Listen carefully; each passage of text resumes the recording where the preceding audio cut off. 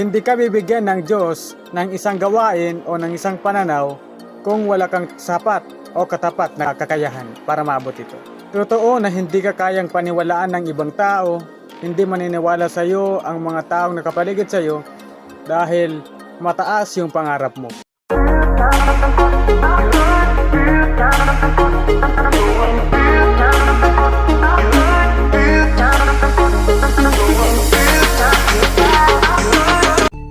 Isa pong mapagpalang araw sa inyong lahat mga kaibigan.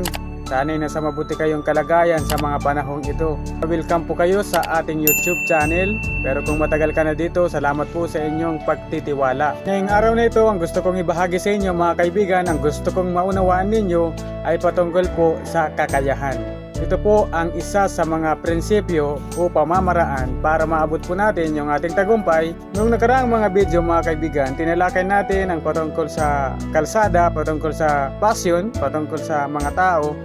At siyempre tinalakay din natin ang patungkol sa pagpaplano. At ngayong araw na ito, ang gusto kong ibahagi sa ating lahat ay patungkol po sa kakayahan.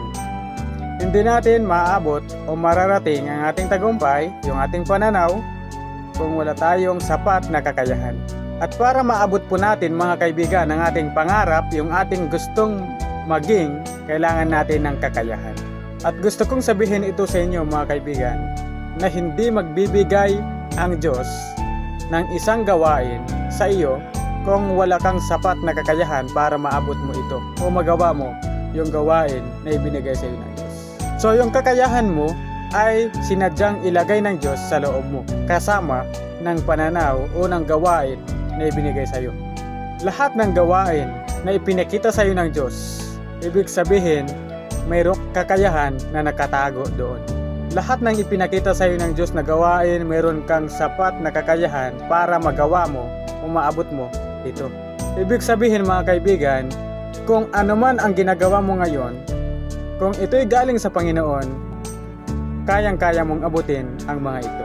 Tama na binigyan ka ng Diyos ng isang gawain na mas mataas pa kaysa sa itinuturo sa iyo ng ibang mga tao. Itinuturo ng paaralan, itinuturo ng mga magulang, itinuturo ng kultura. Mas mataas pa kaysa doon yung pangarap na ipinakita sa iyo ng Diyos. Hindi ka paniniwalaan ng mga tao. Hindi ka mauunawaan ng mga tao. Hindi ka maiintindihan ng mga tao. Kasi yung pangarap mo, yung vision mo, ay mas mataas pa kaysa sa natutunan mo o itinuro ng mga tao sa iyo. Tandaan po natin yan mga kaibigan.